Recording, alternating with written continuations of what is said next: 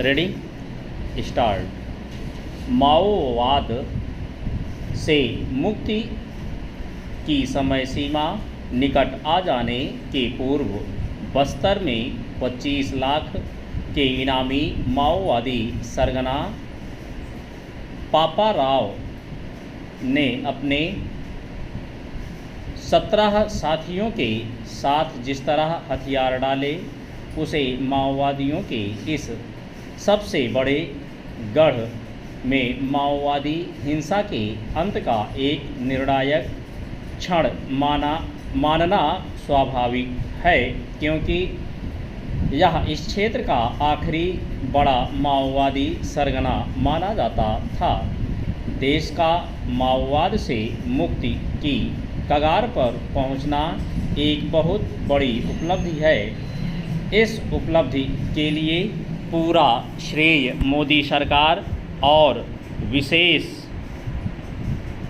रूप से गृह मंत्री अमित शाह को जाता है, जिन्होंने यह संकल्प लिया कि एक निश्चित अवधि में माओवादियों को घुटने टेकने के लिए विवश किया जाएगा। यह संकल्प पूरा होता इसलिए दिखाई दे रहा है क्योंकि सुरक्षा बलों ने एक व्यापक और कहीं अधिक प्रभावी रणनीति के तहत माओवाद के खात्मे का अभियान छेड़ा। अच्छी बात यह रही कि इस अभियान में माओवाद ग्रस्त सभी राज्यों और वहां के सुरक्षा बलों ने पूरा सहयोग दिया। यदि माओवाद दशकों से देश के लिए सिरदर्द और आंतरिक सुरक्षा के लिए सबसे बड़ा खतरा बना रहा तो इसीलिए कि पहले की सरकारों ने उससे निपटने के मामले में वैसी प्रतिबद्धता का परिचय नहीं दिया जैसी आवश्यक थे।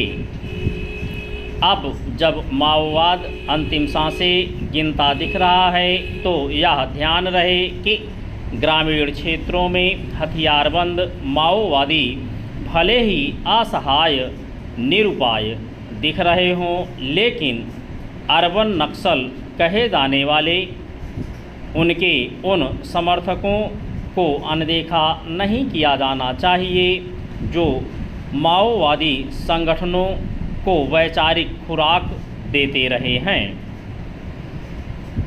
स्पष्ट है कि केंद्र सरकार स्वयं एवं राज्य सरकारों को हताश निराश माओवादियों को फिर से सिर उठाने का अवसर नहीं देना चाहिए। यह हिंसक विचारधारा किसी भी सूरत में दोबारा नहीं पनपनी चाहिए। माओवाद घोर अतिवादी एवं सभ्य समाज को चुनौती देने वाली एक विषैली और विजातीय विचारधारा है। स्पष्ट है कि इस विचारधारा का सामना विचार के स्तर पर भी करना होगा।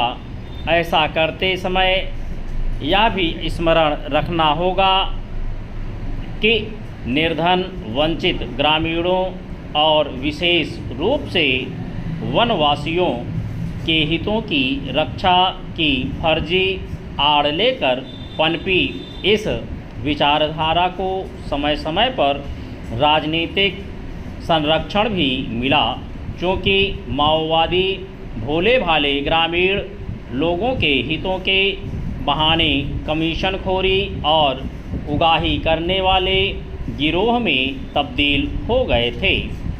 इसलिए वे अपने को सशक्त करते चले गए। सबसे आश्चर्यजनक बात यह रही कि वे विभिन्न स्रोतों से आधुनिक हथियार एवं विस्फोटक भी हासिल करने में समर्थ रहे। यह सबको और विशेष रूप से माओवादियों के दबे छिपे समर्थकों और उनके हमदर्दी रखने